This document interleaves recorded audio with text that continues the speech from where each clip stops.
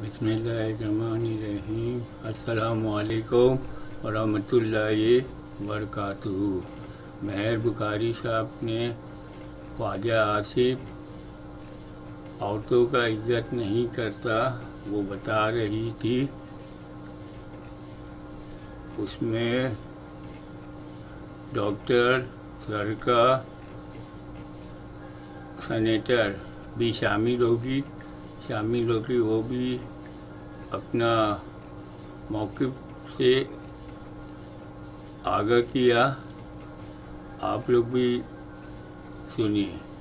آج بل پر اٹھتے اعتراضات کے ساتھ ساتھ ایوان کا ماحول اس وقت خراب ہو گیا جب پی ٹی آئی کی خواتین سینیٹرز نے اسپیکر سے بات کرنے کے لیے وقت مانگا اور خواجہ آصف دوران خطاب چیئرمین پی ٹی آئی کو تنقید کا نشانہ بناتے ہوئے پی ٹی آئی خواتین پر برس پڑے۔ انہوں نے تزیقہ میز لہجے میں پی ٹی آئی خواتین کو باقیات اور کوڑا کرکٹ جیسے القابات سے نوازا۔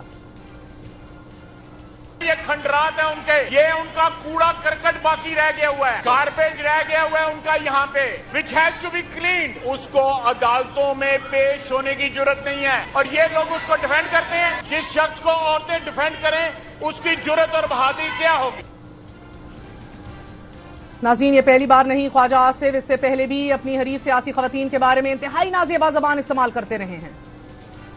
کار ان سے سنبھالا نہیں چاہتا، لوگوں کو باتیں کرتے ہیں۔ Order in the house.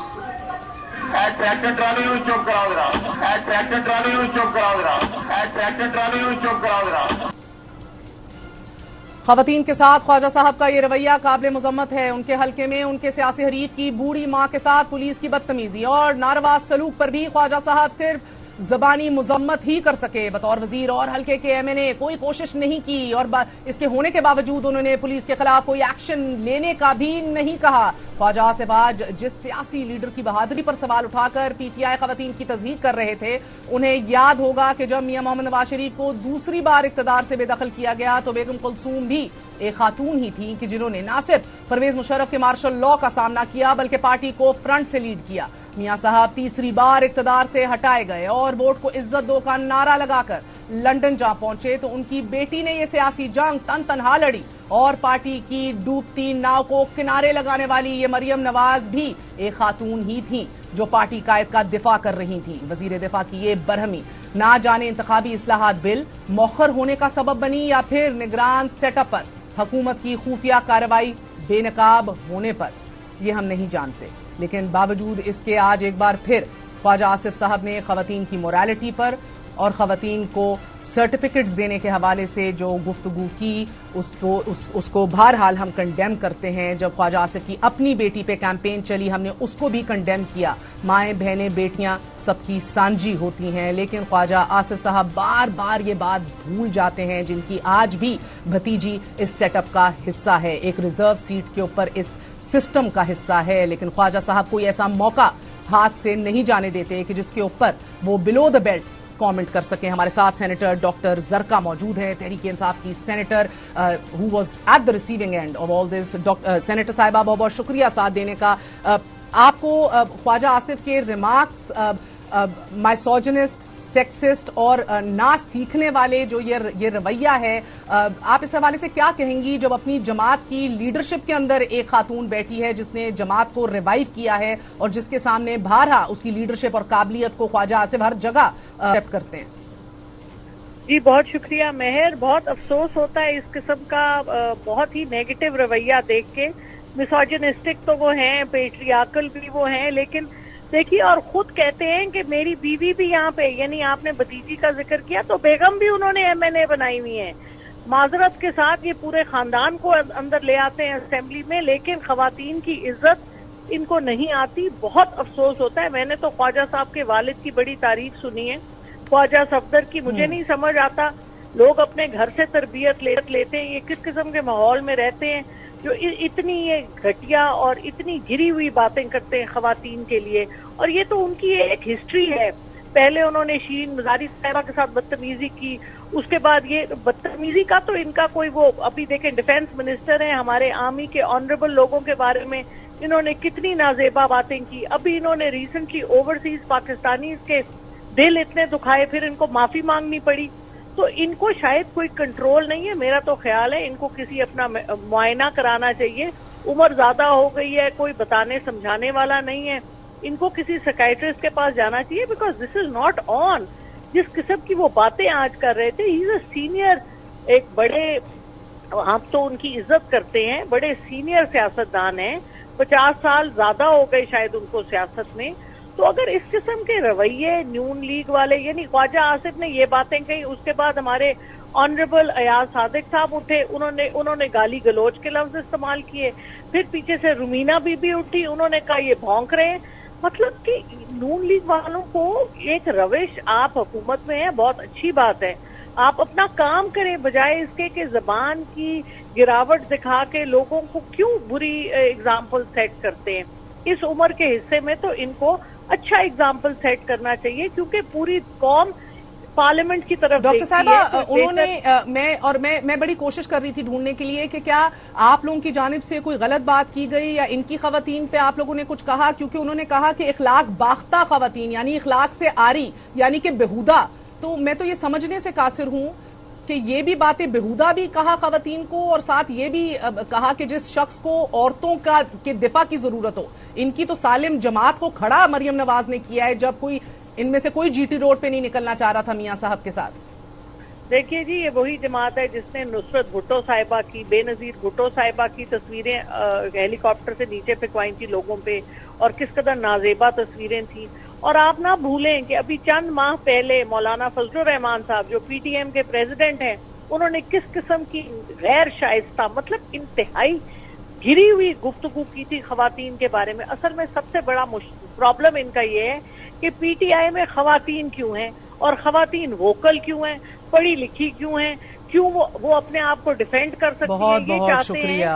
Doctor senator जरका हमारे साथ मौजूद थीं, गिला कर रही थीं, पढ़ी लिखी खवातीन हैं, ना भी हों, माए बहनें बेटियां सबकी सांझी हैं। ये नहीं हो सकता कि मरियम साहिबा के रात गए दरवाजे तोड़े जाएं या उनके खिलाफ कंटेनर्स पे लिखा जाए तो हम मुजम्मत करें, लेकिन आपको खुली छुट्टी हो कि जिस खातून पे आप चाहें कीचड़ उछाल दें। नाजरीन, अहम तरीन खबर की तरफ चलते हैं। तोशाखाना फौजदारी कार्रवाई केस हतमी मरहले में दाखिल हो चुका है। इलेक्शन कमीशन ने गवाहों पर जिरा और शवाहिद मुकम्मल होने का बयान भी जारी कर दिया है। इस्लामाबाद की मकामी अदालत ज़ाब्ता फौजदारी की दिफा 342 के तहत अगले 24 घंटों में चेयरमैन तहरीक इंसाफ का बयान कलम बंद करेगी। दूसरी जानिब चेयरमैन पीटीआई की अपील सुप्रीम कोर्ट में कल समाअत के लिए भी मुकर्रर कर दी गई है। जस्टिस याया अफरीदी और जस्टिस मुसर्रत हलाली पर मुश्तमिल 2 रुकनी बेंच चेयरमैन पीटीआई की अपील की समाअत करेगा। चेयरमैन पीटीआई ने इस्लामाबाद हाई कोर्ट के फैसले को सुप्रीम कोर्ट में चैलेंज किया। इस्लामाबाद हाई कोर्ट ने तोशाखाना केस काबिल समाअत होने का मामला वापस ट्रायल कोर्ट को भिजवा दिया था। इस्लामाबाद हाई कोर्ट ने 4 जुलाई 2023 को ट्रायल कोर्ट को चेयरमैन पीटीआई को दोबारा सुनकर फैसला करने का हुक्म दिया था।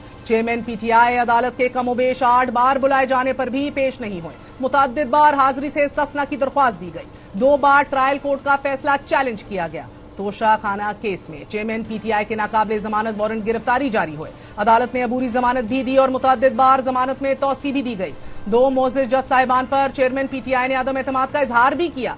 दूसरी जानिब तौहीन इलेक्शन कमीशन केस में चेयरमैन पीटीआई गुज़िश्ता रोज नाकाबिले जमानत वारंट गिरफ्तारी जारी होने के बाद आज बहरहाल पेश हो गए।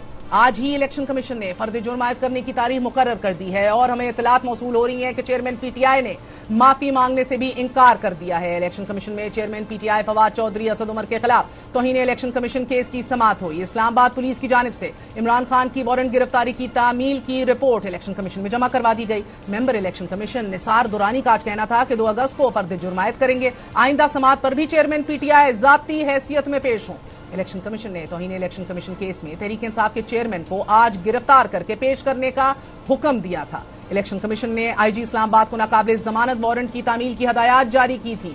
क्या हुकूमती मुद्दत के 18 दिन के अंदर अंदर चेयरमैन तहरीक इंसाफ को गिरफ्तार करना और इंतखाबी मर्ज से दूर रखना ठहर चुका है, क्योंकि तहरीक इंसाफ की मुश्किलें थमती नहीं दिखाई दे रही। तहरीक इंसाफ के मरकजी रहनुमा अली मोहम्मद खान को 3 MPO के तहत एक बार फिर गिरफ्तार कर लिया गया है। अली मोहम्मद को डिप्टी कमिश्नर के हुक्म पर गिरफ्तार किया गया और आज ही पेशावर हाई कोर्ट ने अली मोहम्मद को 4 अगस्त तक गिरफ्तार न करने का हुक्म दिया था। पेशावर हाई कोर्ट के जज जस्टिस एजाज अनवर और जस्टिस SM अतीक शाह पर मुश्तमिल 2 रुकनी बेंच ने केस की समाअत की और रिहाई का मुख्तसर फैसला सुनाया। दौरान समाअत पेशावर हाई कोर्ट के जज जस्टिस एजाज अनवर ने रिमार्क्स दिए कि जो प्रेस कॉन्फ्रेंस करता है उसे छोड़ दिया जाता है और बात ना करने वालों को दोबारा गिरफ्तार कर लिया जाता है। जस्टिस एजाज अनवर ने रिमार्क्स दिए कि एक प्रेस कॉन्फ्रेंस पर किस तरह इतने संजीदा इल्जामात खत्म हो जाते हैं।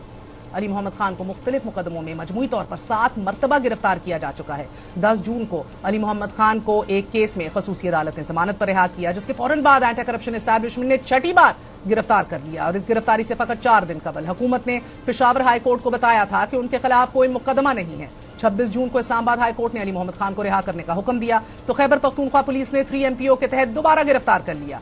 MPO के तहत उन अफराद को हिरासत में लिया जाता है या नजरबंद कर लिया जाता है कि जिनके आजाद घूमने फिरने से हुकूमत के मुताबिक अमन आमा के मसाइल का सामना हो सकता है।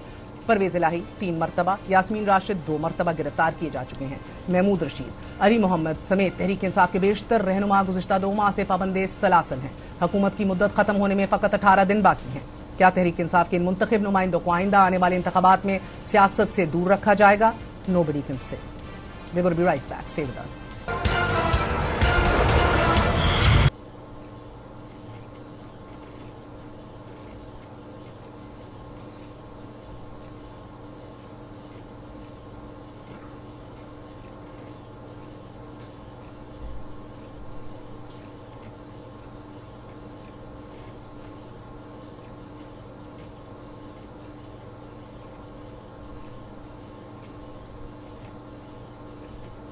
नाज़रीन, प्रोग्राम को क्लिक कर दे और मेहरबानी, शुक्रिया। अल्लाह हाफ़िज़।